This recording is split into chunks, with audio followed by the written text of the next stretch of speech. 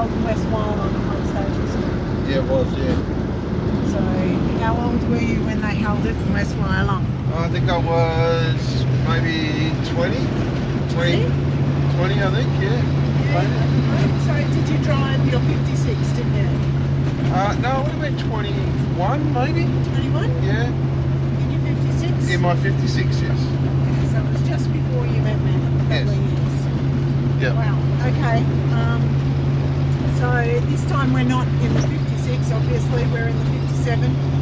Good old grandma's car, and we're currently driving through towards Yea. Yes. Towards Yea, where we'll have a pit stop and lunch somewhere along the way, and the end stop today is going to be West Wyalong. That's the first stop, and it's about 6.5 hours drive if we weren't stopping. Yep. We've got Rob in his Pontiac behind us and Jim in his Pontiac, and Jim's a bit unknown because his motor just went in last week. No, it went in on the weekend. I went in on the weekend, and today is Tuesday, so yeah, we're running it in all the way up to Queensland. Not the first time we've done that. No. And of course Alan's 56 didn't quite make it, we ran out of time.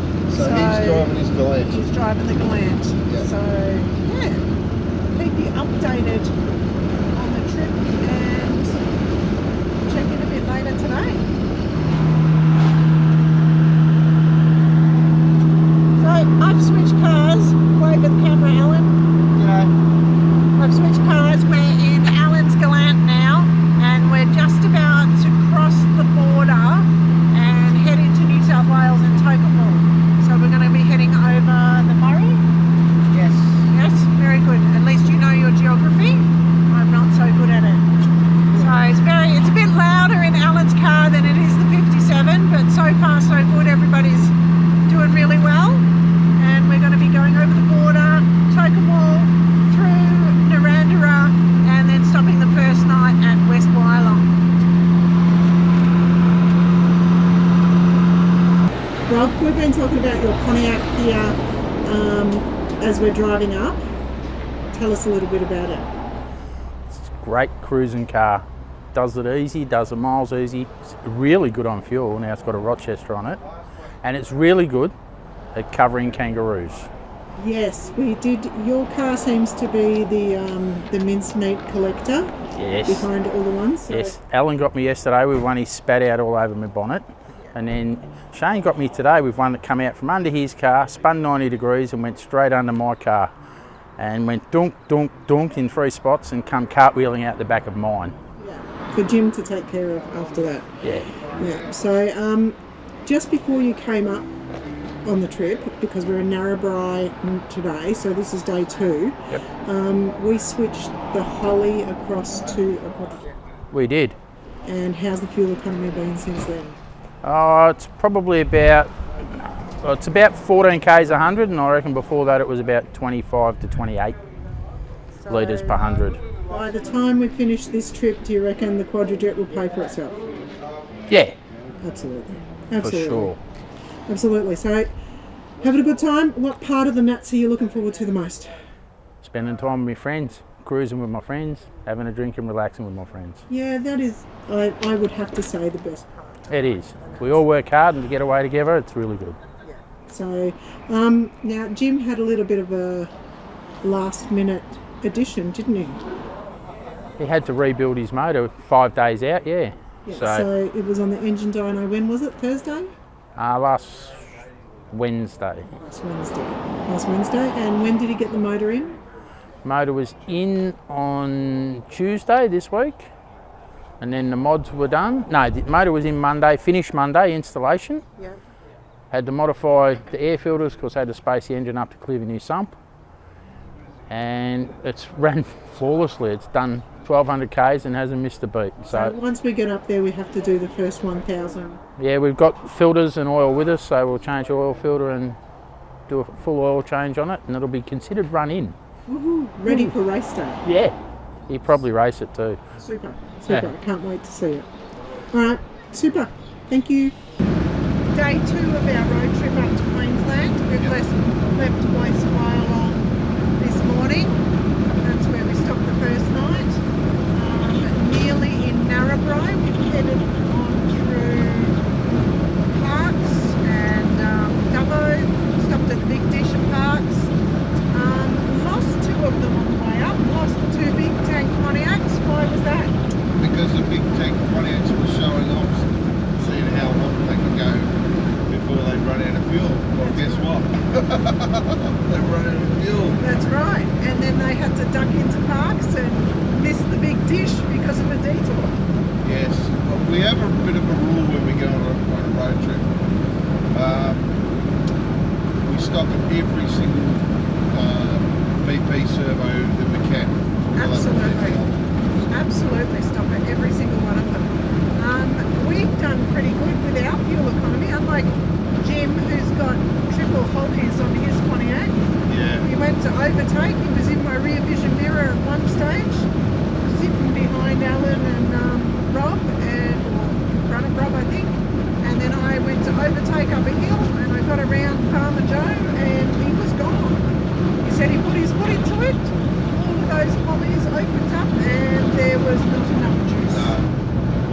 So yes, but you've done pretty well. The Galant's used a little bit. Yeah, we've used probably so far about 100 litres to here. Yeah, so I'll have to do the calculations though to make sure. we're about an hour out of Narrabri. Yeah. So and we had to do a little bit of a detour because the Newell was blocked up. Yeah. So we went a little bit of a long way around. We went a goat track. Yeah, no, it was pretty good though. It wasn't too bad. Well, the Newell's a bit of a goat track actually at the moment. As you get It's a little bit bumpy. Yeah. If you had seen, and we hit some wildlife. Yes, so yesterday I was in with Alan, driving in the Galant. I spent half the day with Shane and half the day with Alan, just to keep him company. And there was a kangaroo that was in 2 pieces, and Alan might have driven over the guts of it with the full left-hand wheels and splattered poor Rob's windshield with kangaroo guts. So it didn't smell very well. And then today, what did you do? Well, we were following a full drive, and this full drive had hit the kangaroo, and it just rolled out from under the full drive, and I was probably not paying attention, and I saw the big guts of it sitting up, and I realised in the last second, oh, that's a kangaroo. I'm not going to be able to move. So I took it out with a diff. Yeah, you took it out with a diff. Who was behind us? Oh, Mr. Crosby, Mr. Rob. Rob was behind us again. So he's hit this kangaroo, and according to Jim, full belt. According to Jim, who was behind Rob, this kangaroo came out and it was spinning. In pieces. Yeah. It was in one piece when I hit it, but when the diff hit it, it was in 2 pieces. And I think Mr. Rob Crosby might have made it a little bit more. But Alan had his distance, so he avoided that one, which was good. Yes, and so did the big fella. So Jim got out of the way, and he's 2+2, and that was good. So So when we get to Narrabri, I want to have a little bit of a chat to Jim about his 2+2, because that was touch and go whether that made it. Yes. Last minute that was getting ready. But other than that, Grandma's car's been doing really well. As it always does. Yeah. So no major problems. She's just been cruising along. Really likes the open road, this car. Yes, she certainly does. Yeah. And there is definitely a lot of open road in Australia. Although Alan, with his new MSD ignition, he's getting the best fuel economy of all of us. Actually, he's using nearly, although he's half the size of a car and half the size of an engine, he's using half the amount of fuel. So. Well, yesterday when he was leading the way and the big road trains were going past him, going in the other direction, I can tell you that every time one of those road trains went past him, he lost 5 kilometres per hour in speed. So So he was getting blown about quite a bit. But the new 2.6 motor and the MSD Ultra in the little Galant is definitely holding its own as far as efficiency goes. Yes. I didn't expect it to be that efficient on the open road. Well, as I've always said, ignition's the brains of the operation, and if you get the air fuel right, any car can be really economical. Just before we came up here, we stuck the air fuel ratio sniffer up his pipe, and at 80 k's he was getting between 13.9 to 14.1 to 1. Yeah. So I think his car's really doing well out on the open road. Yeah, it wasn't perfect, but it's good enough for the time being. Yeah. Close enough. Ideally, we want our cars to run cruise at the maximum 14.7, but roughly between 14.3 to 14.7 we like it to sit at. Yeah. So, And Rob Crosby's Pontiac, just before we left, we switched his Ollie out and put a quadrijet on that, and he is really, really impressed with the fuel economy. He reckons he's nearly getting 850 kilometres to a tank. Yep. So he's got a big tank. Yeah. So, but he says that by the time this trip is done, the money he spent putting that quadrijet on, he would have made back in fuel savings. Yes, exactly. So absolutely fantastic. He's really jumped. Because the big fella's using twice the amount of fuel. Yeah. So, but he's also got 3 thirsty Hollies. Yes, 350s. So Yeah. So, but although well, that's a lot of CFM by itself. absolutely. That's 1,050 CFM, where Rob's only got 750 CFM. Yeah. And that's only when all 4 barrels are open, or in the big fellas. Jim's case. Yeah, the problem is with the Hollies is they've got 6 idle jets. Yeah. So those idle jets are continuously pulling fuel. Even if he's got the foot down or not. Even whether he's got the foot down or not, so they're continuously feeding fuel. And the problem is too, the Hollies run a power valve, and power valves are basically what they do is that they regulate the fuel as in the fuel is on or the fuel is off. That's it. There's no metering at all. Tap is on, tap is off. Tap is on, tap is off. That's right. So whereas the quadrijet, the needles and the jets meter that fuel. That's right. You have a primary needle that is held under pressure with a spring. Yep. And the vacuum pulls down on the needles to keep it pulled down to the thick part of the needle when you're cruising. And as soon as you start to accelerate, they slowly lift. And when they lift to the thinner part of the needle, and they feed in fuel. And that's what is so good about the quadrijet. They meter fuel. Yes, absolutely. Yeah. So yes, all good and well at the moment. A lot of wildlife out on the road, so if you're out in country New South Wales, definitely keep your eyes out for the roos and the emus. A lot of emus. Oh yeah, it's the most amount of emus I've ever seen travelling this road ever.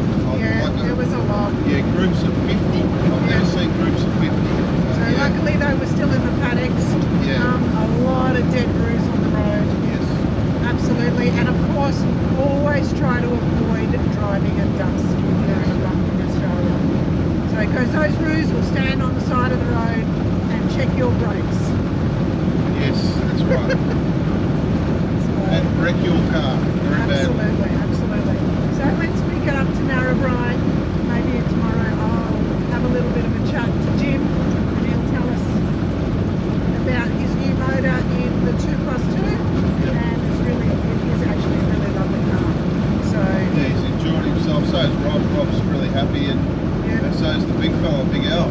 So. yeah, Big Al's a bit disappointed that the Pontiac didn't make it. He's 56, but we just ran out of time. And probably you and I were burning the candles at both ends and got a little bit sick. So but it should be ready and registered later on this year. And he's just happy to be cruising in his car.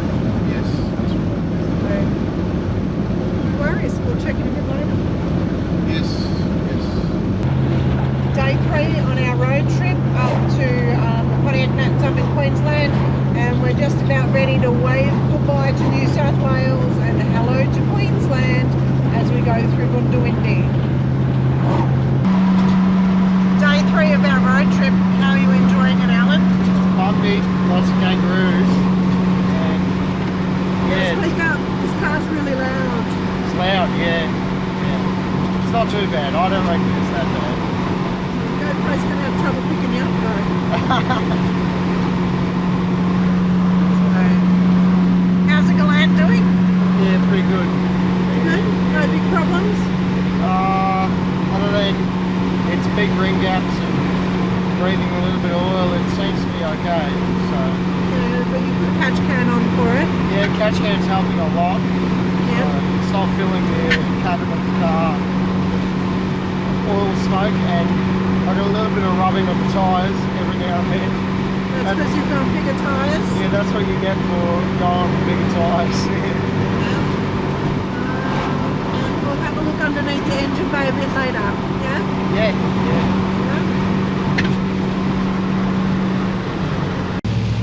Sunny Brisbane. No, not No. sunny. Oh, Wipers are going flat out. We're just coming in. It is the end of day 3. We've travelled up today from Narrabri. really raining. Stopped in at Warwick. And wow. Stopped in at Warwick for lunch and visited with Melbourne. And now we've hit Brisbane. And as you can see, the heavens have opened for us. And the wipers are going furiously, but we're about half an hour off from where we have to be. Tired yet?